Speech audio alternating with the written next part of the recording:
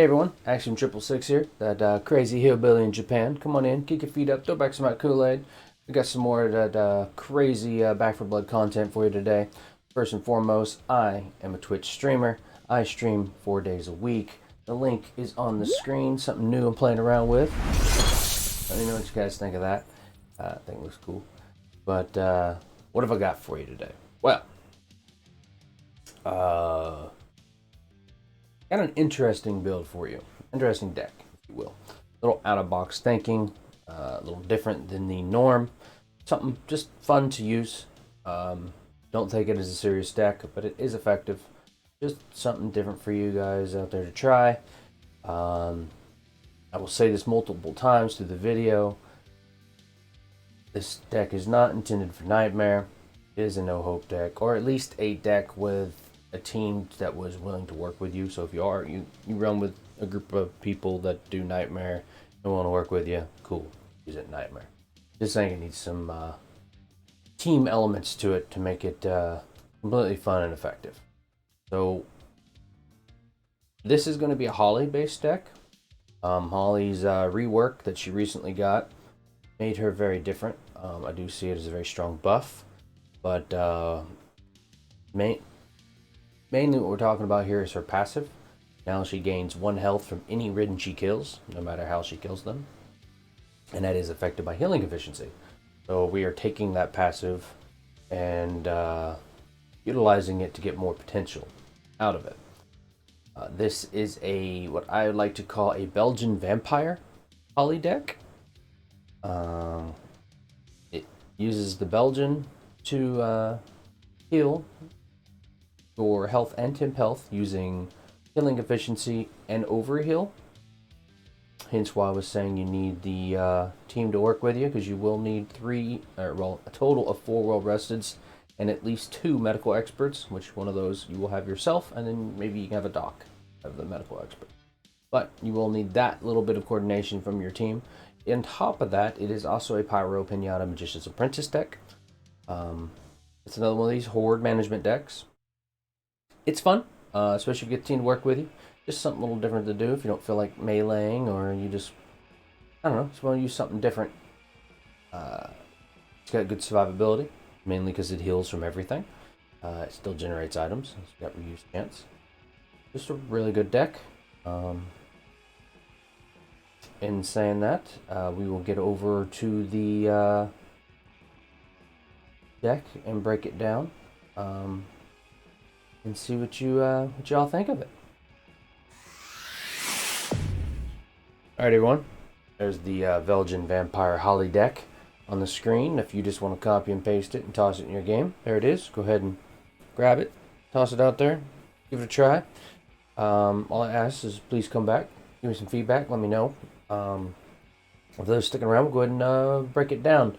And as I said earlier, do remember, this is more of a specialty deck. As I said before, I do not recommend this deck for Nightmare.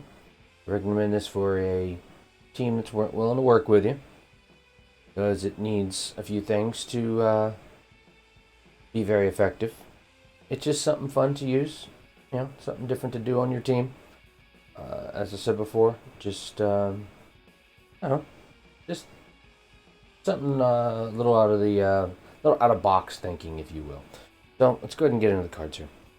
First and foremost, as usual, share the wealth. That's my copper card of choice. Yeah, just go ahead and move on from there. Ammo stash. Obviously, this one's pretty self-explanatory. We're using the Belgian. If those who have used the Belgian without ammo stash before would know that the Belgian is a dumpster fire for ammo, especially on a high reload deck with the Belgian. So ammo stash is a must. Definitely need that unlimited ammo for your Belgian to keep utilizing it. Ammo stash. Moving on, scattergun skills. Standard shoddy hard. Very few shotgun decks out there that wouldn't use scattergun skills. I can think of very few scenarios where you wouldn't. Really good card. Really self-explanatory. 40% reload speed with shotguns, no drawback.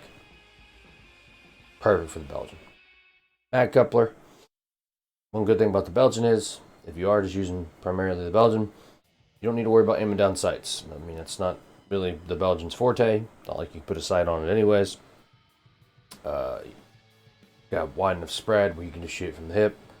And whether you're on PC, console, doesn't matter if you're using a controller, it's not hard to fire a Belgian from the hip. So mag coupler, 50% reload speed, of course disables aim down sights. There's EMT bag. Now, these next few cards are pretty important. Like I said, this is a Belgian vampire deck. So, in the past, Belgian decks of this nature took advantage of Buckshot Bruiser. Buckshot Bruiser is not as effective as it used to be in the past, in my opinion. Especially in No Hope, when you're losing 1.25 temp health a second. So it's really hard to maintain that with just Buckshot Bruiser, unless you're using like an AA-12, which rapid rate of fire, lots of pellets. The only one where I find it gets pretty decent value from. But you got me thinking that one good thing about Holly is her passive, right? She gets that 1 health for any kill, and it is affected by healing efficiency. So here's where things get interesting. So bear with me for a second here. So you've got EMT bag, antibiotic ointment, medical expert, and well rested. That is a total of 50, 75, 90, 95. So that's a total of 95% healing efficiency. Didn't stop there though. Remember, I did say for this deck to really come to its full potential, it needs a few things. So the reason I didn't recommend it for Nightmare, because you need teammates to work with you. Typically is going to be No Hope. Now if you're running Nightmare with a team and they're willing to work with you, cool. You know, on that Nightmare level and your team's not ready for No Hope yet. But this is intended for No Hope. So one thing you will need from your team is each of them to run well rested, and you'll need one other person to run medical expert. It's not a big deal. I mean, well rested is a good card. Most people can work in at least just one card in their deck. So 80% overheal across the board. And of course, it should be pretty easy for your doc to work in medical expert. Now, why is that important? Well, at 95% healing efficiency, your heal, your passive, is what, 1.95, right? That's not what's important, right? What is important is that 80% overheal. So the goal of this deck is, it's just, obviously if you don't have all of it, it'll still be good, but this is just something to think about. If you have at least 120% healing efficiency and 80% overheal, and you are at full health, your passive basically becomes a ranged Face Your Fears. You will generate 1 temp health a kill, which is pretty nice when you consider how many enemies a Belgian can kill, commons. Well, now, if you have 4 well resteds, at least one extra medical expert there, that'll actually put you at 125% healing efficiency. You'll actually be 5% over. But for simplicity's sake, we'll say 120. You'll be at that 120%. Means you will get one temp health a kill. Which is nice. And on top of that, if you do get into lower in health, you gain that much more for your healing passive with, before the overheal kicks in. That's why I was saying you kind of need the team to work with you on this one. Like I said, I wouldn't run this as a random nightmare run, quick play run. You're not going to get as much value out of it. Won't see the healing as much. Obviously, you'll get some healing because it's 95% healing efficiency all by itself. But like I said, I do recommend working with the team. Oops, sorry about that. And then another thing I put in here to help increase that temp health, as I did put Buckshot Bruiser in here. which actually worked out really well. In combination with Holly's passive giving temp health through overheal and having Buckshot Bruiser, you can get a healthy amount of temp health. It is very, very good. Actually, before we go any further, one interesting thing you will notice about these healing efficiencies, having that 95% healing plus from your team, so 125%, you'll see in the footage in the background, it's T5 on a no hope run. Neat thing about Holly is her passive works on anything you kill Riddens with. So if you have Razor Wire set up like I do out there, the Razor Wire will also be healing you. It kind of makes T5 really fun because you're like constantly just healing and healing and healing. You won't see as much value in this particular footage on the Belgian as I could have used a different portion of the run, but it's still fun to watch. You get the idea. I still use the Belgian a little bit to heal in there, but I heal pretty quick because I also got the Razor Wire set up. Just a fun little run put in the background. Yeah, just remember that. If you got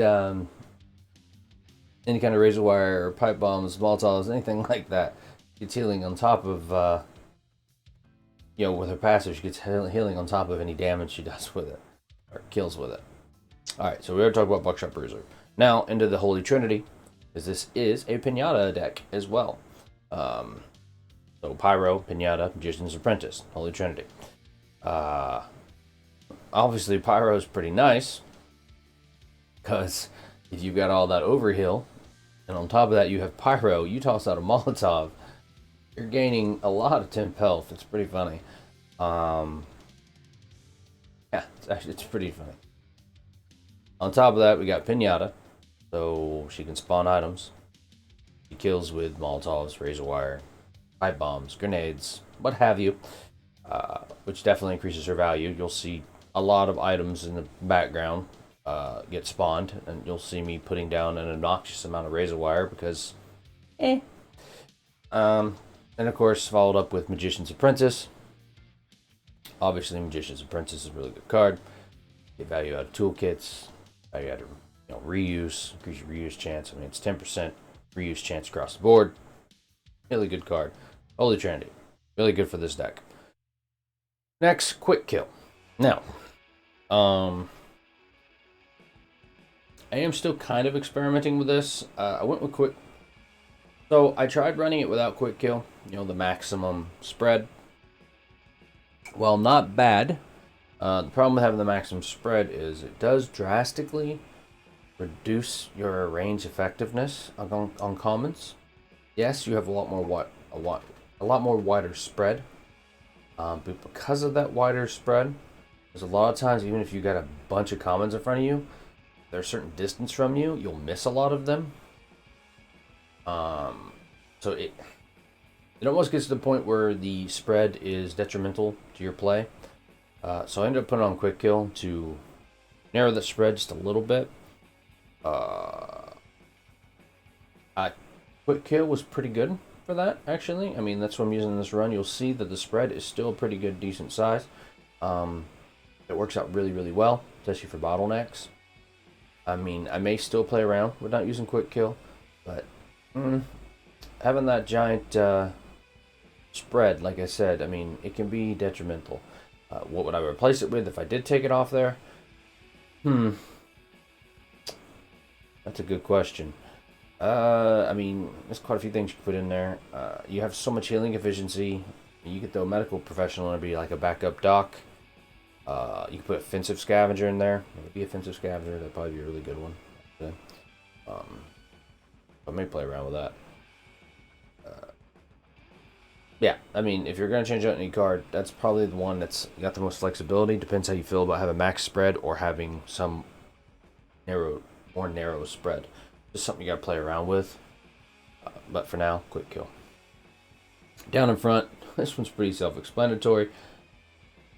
Those that have been following me for a while, see my YouTube videos or follow my stream, on Twitch know that I'm not a big down in front user. There are a few exceptions to the rule. A deck like this is one of those big exceptions. There's nothing subtle about a Belgian deck. There's no precision in it, so you will hit teammates. So down in front is very, very important. I mean, either you're going to shoot them with a Belgian, which, ironically enough, I did that a few times in this run because I hadn't run down in front in a while, so it's kind of funny. But and you might blow them up, burn them to death. Down in front, very critical for this deck. I highly support down in front for this deck because, like I said, there's nothing subtle about it, no precision involved. It's just a blunt force instrument. All right, and finally, line them up. Now, line them up is really good. So one thing you'll know, so if you're on PC, you probably don't need this as much. I play on console, so I do have to adjust. The only reason I really, honestly, the only reason I have line them up on is for the recoil control. Usually, if you're on PC, you could probably compensate for that just using your mouse. Controller, it's a little harder. Doable, but harder. So I do put the one recoil control card in here. And of course, it's got some other value on it. It's got the 10% effective bullet range, and the 25% bullet pin. Obviously, the 25% aim speed is useless. I mean, you don't get no value out of that. But the other three you do. And that 15% recoil makes a big difference in the Belgian. Enough to where you can definitely control it. So if you are confident in controlling your recoil, you could get rid of line them up. So two potential cards you could replace and add something else for more value for yourself is line them up and quick kill. So those are pretty flexible. Quick kill, depending on whether you want to get rid of it and have max spread, line them up if you're confident in your ability to counter recoil. Just something to think about. Just putting that out there. So guys, that is the Belgian Vampire Holly deck. Like I said, it is not the strongest deck in the world. It is intended for horde management, obviously, and you do need your team to work with it. So, as I said again, I do not recommend this deck for a nightmare, unless you have an actual coordinated team that you want to work with you. It's just something fun to use, not a serious deck. It is an effective deck if set up correctly. It's just something fun, just to get you out of your comfort zone, thinking a little out of box thinking, right? Just trying to take advantage of Holly's new passive, which is, in my opinion, really, really strong. It's just, and when you play a deck like this, it may get you thinking differently. You may come up with other decks you want to try out. So I hope you guys enjoyed this, and I hope you have fun with the deck. Don't take it too serious, but enjoy it. Try something different. So until next time, happy gaming, keep drinking that Kool-Aid, and peace.